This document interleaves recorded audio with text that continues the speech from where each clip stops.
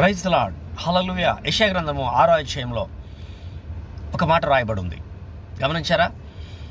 పరిశుద్ధుడు పరిశుద్ధుడు పరిశుద్ధుడు అతి పరిశుద్ధుడని గాన ప్రతి గానములతో దేవదూతలు ఆయన స్తుతిస్తుండగా, మనుషులము ఆయన పోలిక చొప్పున ఆయన రూపం చొప్పున సృజించబడిన మనము ఎందుకు దేవుని స్తుతించము? ఉదయకాలం దేవుని స్తుతించారా? మధ్యాహ్నకాలం దేవుని స్తుతించారా? రాత్రికాలం దేవుని కృతజ్ఞతాసులు చెల్లించారా? అర్ధరాత్రి లేచి దేవునికి కృతజ్ఞతాసులు చెల్లించారా?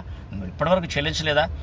మీ కార్యాలు ఎలా జరుగుతాయి? మీరు ప్రార్థించినప్పుడు జరగవలసిన కార్యాలు ఎలా జరుగుతాయి? స్తుతించడం మొదలుపెట్టండి. ఇప్పటికైనా ఆలస్యం కావడం. ప్రార్థన. కృపా కనికరములు కలిగిన దేవా, మా నీతి స్వరూపుడైనటువంటి తండ్రి, మా కొరకు నీ కనికరమును మా పైన కుమ్మరించినందుకు వందనాలు.